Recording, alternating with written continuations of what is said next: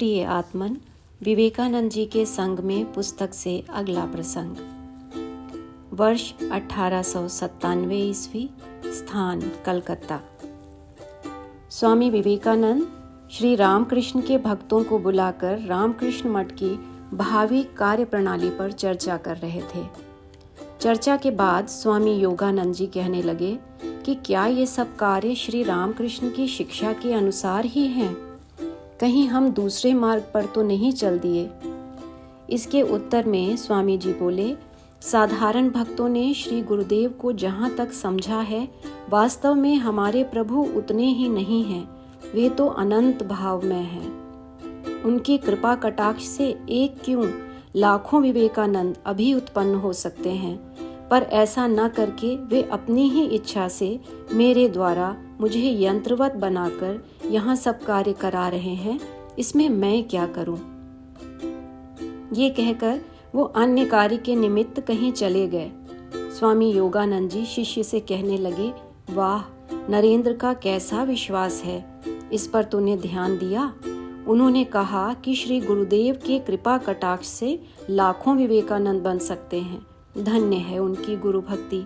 यदि ऐसी भक्ति का शतांश भी हम प्राप्त कर सकते तो कृतार्थ हो जाते। शिष्य पूछता है, महाराज, श्री रामकृष्ण स्वामी जी के विषय में क्या कहा करते थे? स्वामी योगानंद जी उत्तर देते हैं, वे कहा करते थे, इस युग में ऐसा आधार जगत में और कभी नहीं आया। कभी कहते थे, नरेंद्र पुरुष है और मैं प्रकृति हूँ, नरेंद्र मेरी ससुराल है। कभी कहते थे, वो अखंड के राज्य का है, अखंड श्रेणी का है, वहाँ देव देवी सब अपना प्रकाश ब्रह्म से स्वतंत्र रखने को समर्थ न होकर उसमें लीन हो गए हैं। वहाँ केवल 7 ऋषियों को अपना प्रकाश स्वतंत्र रखकर ध्यान में निमग्न रहते देखा।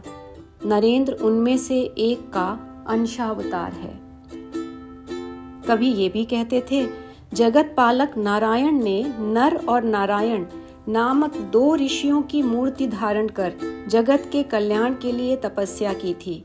नरेंद्र उसी नर ऋषि का अवतार है। कभी ये भी कहते थे कि शुकदेव के समान इसको भी माया ने स्पर्श ही नहीं किया। शिष्य पूछता है, तो क्या ये सब बातें सत्य हैं, या श्री रामकृष्ण भावावस्था में समय समय पर एक एक प्रकार का कहा करते थे? स्वामी योगानंद, रामकृष्ण की तो सब बातें सत्य हैं। उनके श्रीमुख से भूल से भी मिथ्या बात नहीं निकली। शिष्य पूछता है, तब फिर क्यों कभी कभी ऐसे भिन्न प्रकार से कहा करते थे? स्वामी योगानंद जी कहते हैं, तेरी समझ में नहीं आया। नरेंद्र को सबका समष्टि प्रकाश कहते थे। क्या तुझे दिखाई नहीं देता? नरेंद्र में ऋषि का वेद ज्ञान, शंकर का त्याग, बुद्ध का हृदय, शुकदेव का माया रहित भाव और ब्रह्म ज्ञान का पूर्ण विकास सब एक साथ वर्तमान है। श्री रामकृष्ण इसी से बीच बीच में नरेंद्र के विषय में नाना प्रकार की बात करते थे। वो जो भी कहते थे वो सब सत्य है। इतने में स्वामी जी लौट आए और श्री रामकृष्ण की पुनः चर्चा होने लगी। शिष्य ने कहा, मेरा अनुमान है, जब तक कुछ देख सुन न ले तब तक यथार्थ विश्वास नहीं होता।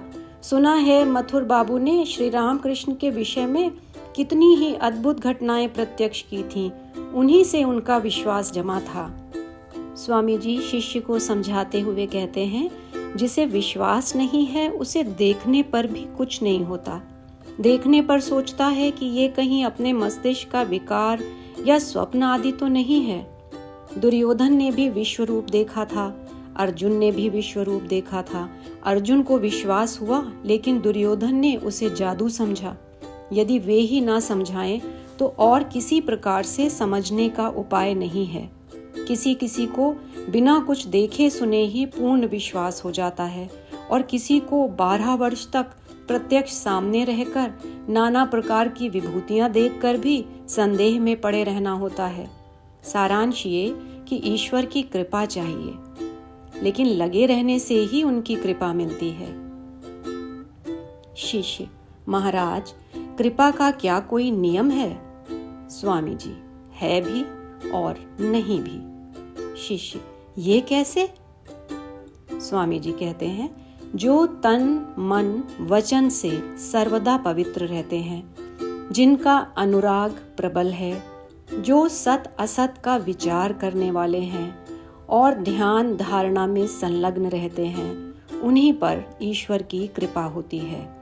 भगवान प्रकृति के सब नियमों के परे हैं, अर्थात वो किसी नियम के वश में नहीं हैं।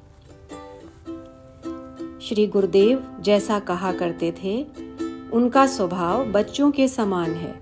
इस कारण ये देखने में आता है कि कभी किसी ने करोड़ों जन्मों से उन्हें पुकारा, लेकिन कोई उत्तर न पा सका। फिर जिसको हम पापी तापी नास्तिक कहते हैं, उसमें ही एकाएक चैतन्य का प्रकाश हो गया। न मांगने पर भी ईश्वर ने कृपा कर दी। तुम कह सकते हो कि पूर्व जन्म का संस्कार था, लेकिन इस रहस्य को समझना है बड़ा कठिन। श्री गुरुदेव ने ऐसा भी कहा है कि उन्हें ही संपूर्ण सहारा समझो। जैसे पत्तल तूफान के सामने रहती है, उसी प्रकार तुम भी रहो। कृपा रूपी हवा तो चल ही रही है, तुम अपना पाल उठा दो।